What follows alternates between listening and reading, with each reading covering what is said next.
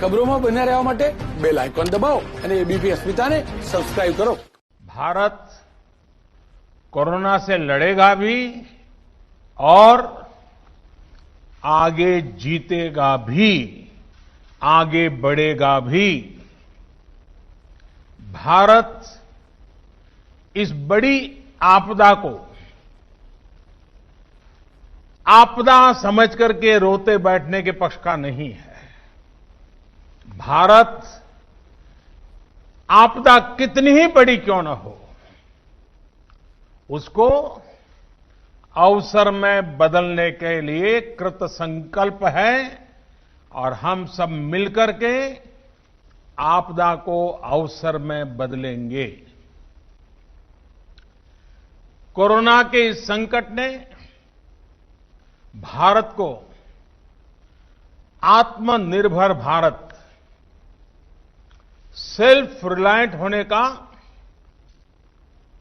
सबक भी दिया है। आत्मनिर्भर भारत यानी भारत इंपोर्ट पर अपनी निर्भरता कम करेगा। आत्मनिर्भर भारत यानी भारत इंपोर्ट पर खर्च होने वाली लाखों करोड़ों रुपयों की विदेशी मुद्रा बचाएगा और देश के गरीबों के कल्याण के लिए काम में लाएगा।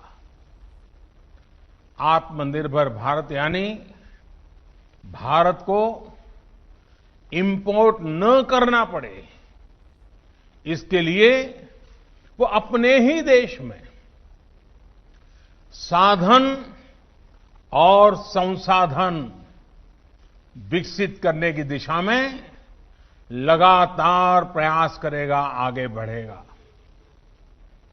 आत्मनिर्भर भारत यानी जिसे आज हम इंपोर्ट करते हैं, कल को, और ये बात मैं बहुत जिम्मेवारी के साथ आप सबके पर भरोसा होने के लिए कह रहा हूं, ये आप पर मेरा जो भरोसा है उसके लिए मैं कह रहा हूं कि आज हम जो इंपोर्ट करते हैं, कल को उसी के सबसे बड़े एक्सपोर्टर बनेंगे। साथियों, इस लक्ष्य को प्राप्त करने के लिए यह बहुत आवश्यक है कि हम एक एक सेक्टर को पकड़कर, एक एक प्रोडक्ट को पकड़कर, एक एक सर्विस का ध्यान करते हुए होलिस्टिक तरीके से काम करें। एक एक क्षेत्र को चुन करके उस क्षेत्र में भारत को आत्मनिर्भर बनाएं। आज का ये इवेंट इसी सोच को साकार करने की दिशा में एक महत्वपूर्ण इनिशिएटिव है, एक मजबूत कदम है। आज एनर्जी सेक्टर में भारत को आत्मनिर्भर बनाने के लिए, सेल्फ रिलायंट बनाने के लिए एक बहुत बड़ा कदम उठाया जा रहा है। ये कार्यक्रम सिर्फ कोल माइनिंग से जुड़े एक सेक्टर से जुड़े रिफॉर्म्स को जमीन पर उतारने का ही है, ऐसा नहीं है, बल्कि ये 130 करोड़ एस्पिरेशंस को रियलाइज करने का कमिटमेंट है। ये हमारे युवा साथियों के लिए रोजगार के लाखों अवसर तैयार करने की शुरुआत है। साथियों, सेल्फ रिलायंस के संकल्प को सिद्ध करने के लिए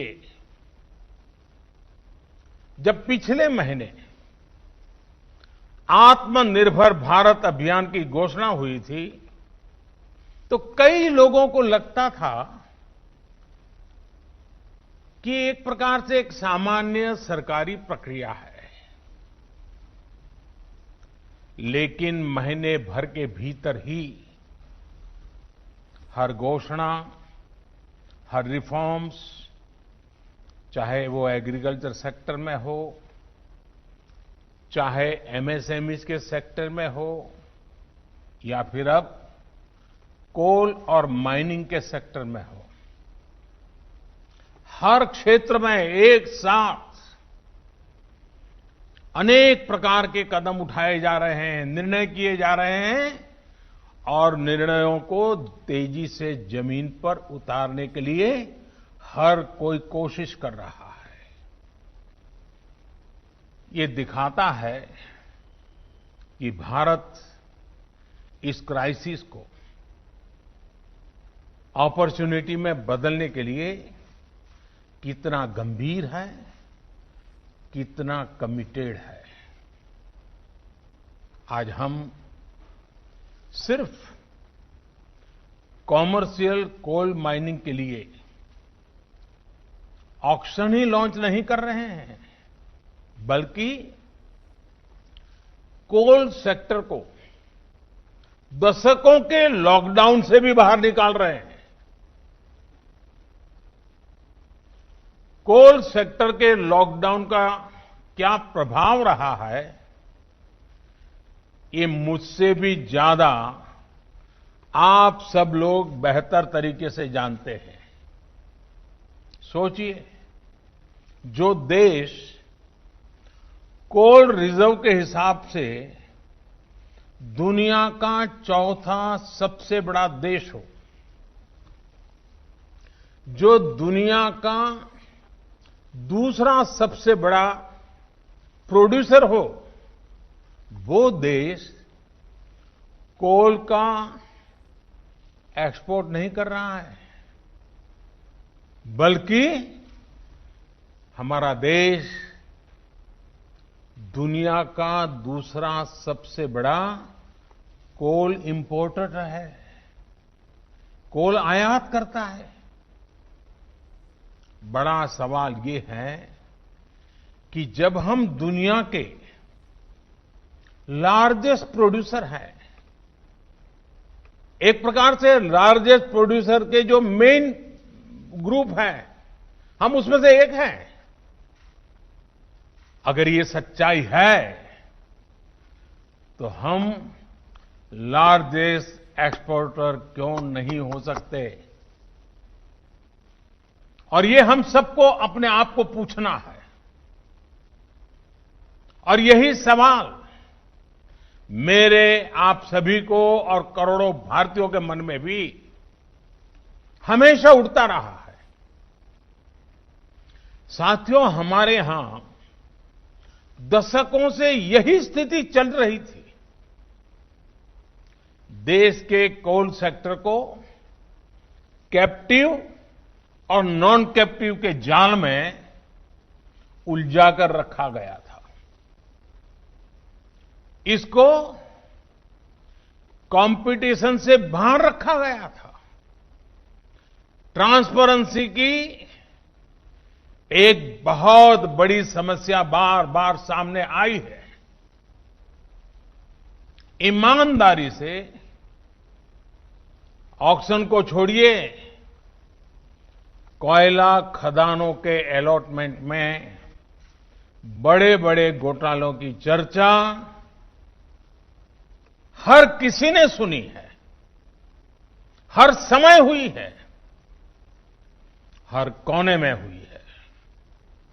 इस वजह से देश के कोल सेक्टर में इन्वेस्टमेंट भी कम होता था और उसकी एफिशिएंसी भी हमेशा सवालों के घेरे में रहती थी। कोयला निकलता किसी राज्य में था, जाता सैकड़ों किलोमीटर दूर किसी अन्य राज्य के पावर प्लांट के लिए होता था, जबकि वे राज्य के पावर प्लांट्स कोयले का इंतजार करे रहते आते थे। यानी काफी कुछ कि जो नए प्लेयर्स, प्राइवेट प्लेयर्स माइनिंग के क्षेत्र में आए, उन्हें फाइनेंस के कारण कोई दिक्कत ना हो, उसका भी ध्यान रखा गया है ताकि नए लोगों को प्रोत्साहन मिले।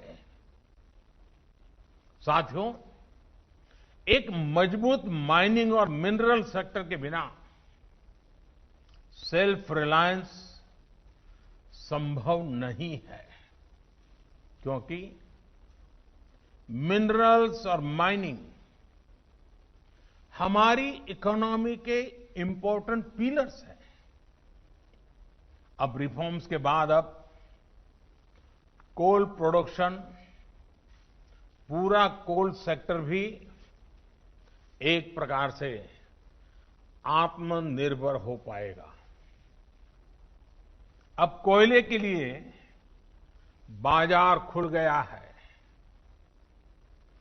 जिस सेक्टर को जब जितनी जरूरत होगी वो खरीदेगा। साथियों, जो रिफॉर्म्स के लिए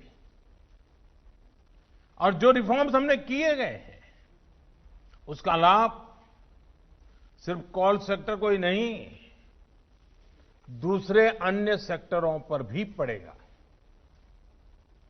जब हम कोल प्रोडक्शन बढ़ाते हैं तो पावर जनरेशन बढ़ने के साथ ही स्टील, एल्यूमीनियम, फर्टिलाइजर, सीमेंट जैसे तमाम दूसरे सेक्टर्स में प्रोडक्शन और प्रोसेसिंग पर भी सकारात्मक पॉजिटिव इंपैक्ट होता है। सौभाग्य से हमारे यहां कोल, आयरन, बॉक्साइट ऐसे कई मिनरल्स के रिजर्व्स एक दूसरे के बहुत नजदीक होते हैं, बहुत आसपास ही होते हैं। एक प्रकार से परमात्मा ने ही जैसे क्लस्टर बना करके रखा हुआ है हमारे लिए। ऐसे में हाल में ही मिनरल्स को लेकर जो रिफॉर्म्स किए गए थे, वो कोल माइनिंग रिफॉर्म्स के साथ जुड़ जाने से ये बाकी सेक्टर भी बहुत मजबूत हो गए हैं।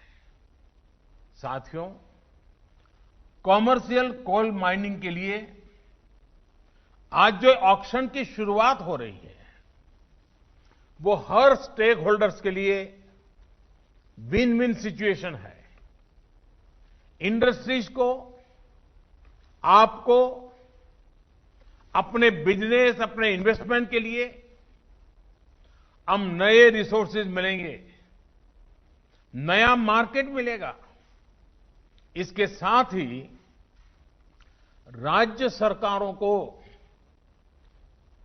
बेहतर रेवेन्यू मिलेगा। देश की एक बड़ी आबादी को रोजगार मिलेगा।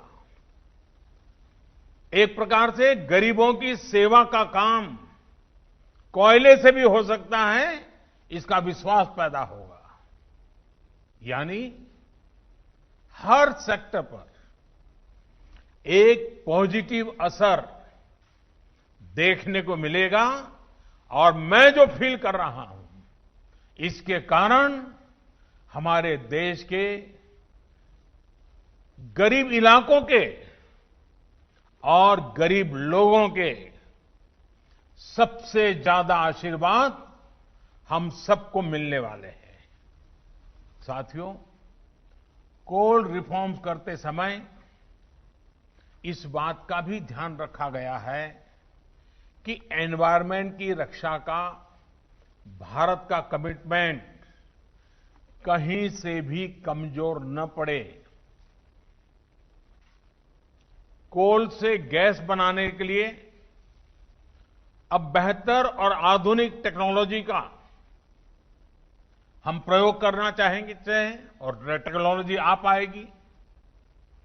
कोल गैसिफिकेशन जैसे कदमों से एनवायरनमेंट की भी रक्षा होगी।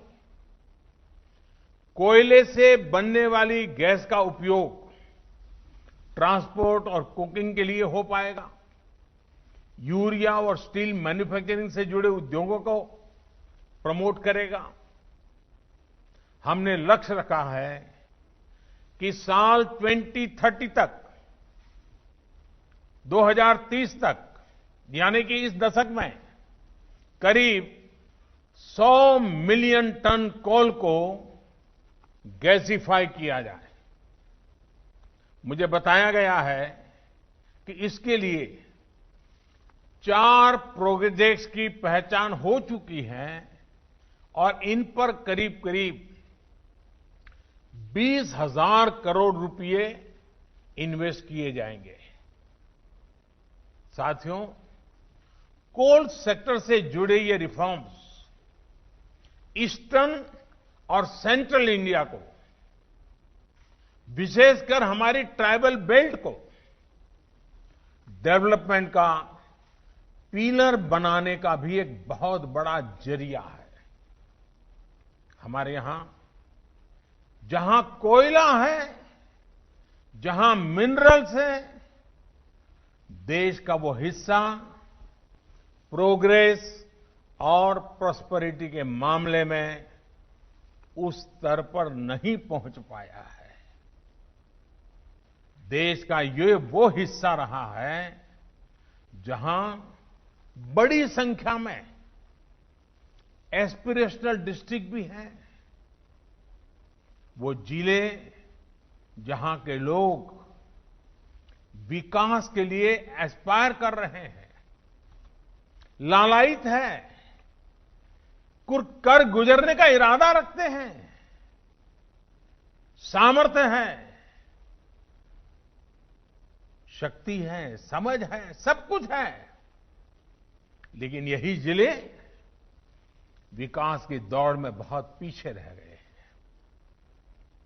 आप कल्पना कर सकते हैं, देश में 16 एस्पिरेशनल डिस्ट्रिक्ट्स ऐसे हैं जहां कोयले के बड़े बड़े भंडार हैं, लेकिन इनका लाभ वहां के लोगों को उतना नहीं हुआ जितना होना चाहिए था। वहां के गरीबों का जितना भला होना चाहिए था वो नहीं हुआ। यहां से बड़ी संख्या में हमारे साथी दूर दूर अपने बूढ़े मां बाप को छोड़ करके, अपने खेत खलिहान को छोड़ करके, अपने यार दोस्तों को छोड़ करके बड़े शहरों में रोजगार के लिए, एम्प्लॉयमेंट के लिए माइग्रेशन करते हैं। ऐसी अनेक समस्याओं को कम करने और पूर्वी भारत और मध्य भारत की एक बड़ी आबादी को उसके घर के पास ही बेहतर रोजगार के अवसर देने में कॉमर्शियल माइनिंग तरफ हम जो कदम उठा रहे हैं वे एक इच्छित परिणाम लाएंगे। और जब मैं इच्छित परिणाम की बात करता हूं, मुझे इन क्षेत्रों का विकास करना है, हमें वहां के गरीबों का भला करना है, हमें पहले उस इलाके को आत्मनिर्भर बनाना है, बना के हर परिवार को आत्मनिर्भर बनाना है, हर गरीब की जिंदगी में बदलाव लाना है। आज जिन कोल ब्लॉक्स का ऑक्शन हो रहा है, इनसे ही इस क्षेत्र में लाखों जॉब पैदा होने का अनुमान है। इतना ही नहीं, कोयला निकालने से लेकर ट्रांसपोर्टेशन तक को बेहतर बनाने के लिए जो आधुनिक इंफ्रास्ट्रक्चर तैयार किया जाएगा, उससे भी रोजगार के अवसर बनेंगे, वहां रहने वालों को अधिक सुविधाएं मिलेगी। अभी हाल ही में सरकार ने इस तरह के इंफ्रास्ट्रक्चर पर 50,000 करोड़ रुपए खर्च करने का निर्णय किया है। साथियों, कोल सेक्टर में हो रहे रिफॉर्म, इस सेक्टर में हो रहा निवेश लोगों के जीवन को, विशेषकर हमारे गरीब और आदिवासी भाई बहनों के जीवन को आसान बनाने में बहुत बड़ी भूमिका निभाएगा। कोल प्रोडक्शन में अनकोल प्रोडक्शन से राज्यों को एक्स्ट्रा रेवेन्यू मिलेगा। उसका इस्तेमाल वहां की जन कल्याण योजनाओं में होगा, उस राज्य के विकास में होगा। इसके साथ ही राज्यों को डिस्ट्रिक्ट मिनरल फंड, उससे भी बहुत मदद मिलने वाली है और ये मदद जारी रहेगी। इस फंड का बड़ा हिस्सा कोल माइनिंग के आसपास के इलाकों में जरूरी सुविधाओं के विकास में लगाया जा रहा है। वहां के लोगों की जिंदगी, ईज ऑफ लिविंग, उनको जीने के लिए जूझना न पड़े, उन्हें सरकारों के साथ जद्दोजहद न करना पड़े, वो आत्मसम्मान से जिए, वो आत्मनिर्भर होकर के जिए। यानी जहां संपदा है वहां रहने वालों में संपन्नता भी हो। इस लक्ष्य को लेकर हम आगे बढ़ रहे हैं। आज उठाए जा रहे ये कदम इस लक्ष्य को हासिल करने में बहुत मददगार सिद्ध होंगे। साथियों, ये ऑक्शन ऐसे समय में हो रहा है जब भारत में बिजनेस एक्टिविटी तेजी से नॉर्मल हो रही है। कंजम्पशन और डिमांड बड़ी तेजी से प्री कोविड लेवल की तरफ आगे बढ़ रहे हैं। ऐसे में इस नई शुरुआत के लिए इससे बेहतर समय हो ही नहीं सकता। पावर जनरेशन हो, कंजम्पशन हो, पेट्रोलियम प्रोडक्ट्स की डिमांड हो, इनमें मई के आखिरी और जून के पहले हफ्ते में तेजी से बढ़ोतरी हुई है।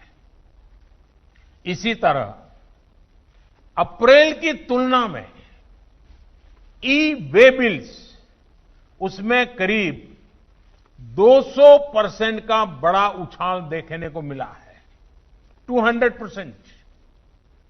जून में टोल कलेक्शन भी फरवरी के कलेक्शन का 70% तक पहुंच चुका है।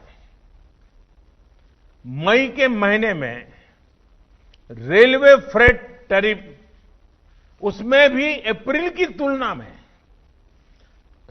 26% की इंप्रूवमेंट दर्ज की गई है। अगर टोटल डिजिटल रिटेल ट्रांजैक्शंस उसकी बात करें तो उसके वॉल्यूम और वैल्यू दोनों में वृद्धि होनी शुरू हुई है। साथियों, रूरल इकोनॉमी भी अपनी स्पीड पकड़ना शुरू कर रही है। इस बार खरीफ क्रॉप का एरिया पिछले साल के मुकाबले 13% से ज्यादा है। इस वर्ष गेहूं का प्रोडक्शन और प्रोक्योरमेंट दोनों बढ़ा है। पिछले साल के मुकाबले अभी तक गेहूं का 11% से ज्यादा प्रोक्योरमेंट किया जा चुका है। मतलब ये कि किसानों की जेब में भी इस बार ज्यादा पैसा पहुंचा है। ये जितने भी इंडिकेटर्स हैं, मैंने बहुत ज्यादा समय लिया नहीं, कुछ कम गिनाए हैं, ये जितने भी इंडिकेटर्स हैं वो दिखा रहे हैं।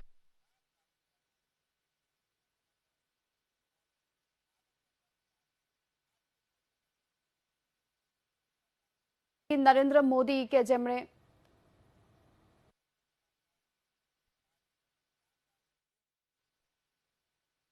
बाहर निकला है, इससे भी निकलेगा। हम भारतवासी अगर करोड़ों कंज्यूमर है तो ये न भूलें कि हम भारतवासी करोड़ों प्रोड्यूसर भी हैं। भारत की सक्सेस, भारत की ग्रोथ निश्चित है। हम आत्मनिर्भर बन सकते हैं।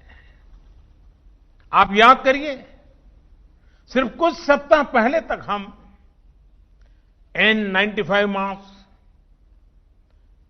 कोरोना की testing kit, personal protective equipment PPE, ventilator, अपनी जरूरत का ज्यादातर हिस्सा हम बाहर से मंगाते थे।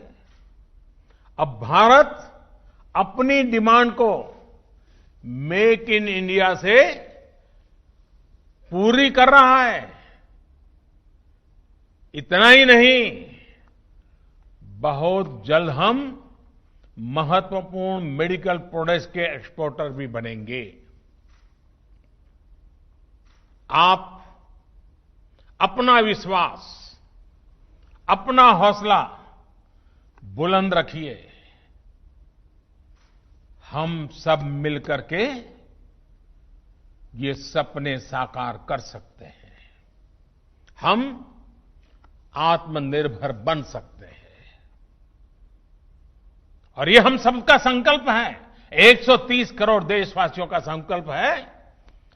हमें आत्मनिर्भर भारत बनाना है और हम आत्मनिर्भर भारत बना सकते हैं।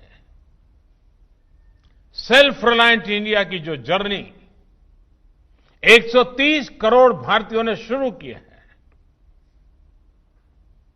आप भी उसके भागीदार हैं।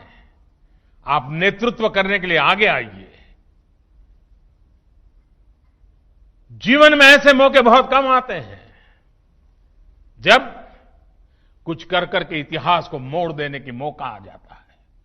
आज भारत के उद्योग जगत को, आज भारत के व्यापारी जगत को, आज भारत के सर्विस सेक्टर को लीड करने वाले लोगों के लिए इतिहास को बदलने का मौका आया है। इतिहास की दिशा बदलने का मौका आया है। भारत के भाग्य को बदलने का मौका आया है। हमें इस मौके को जाने नहीं देना है। हमें इस अवसर को छोड़ना नहीं है। आइए भारत को आगे बढ़ाएं, भारत को आत्मनिर्भर बनाएं। साथियों, आज मुझे आपके बीच आने का मौका मिला। मामला तो कोयले का है, हीरे के सपने देख करके चलना है।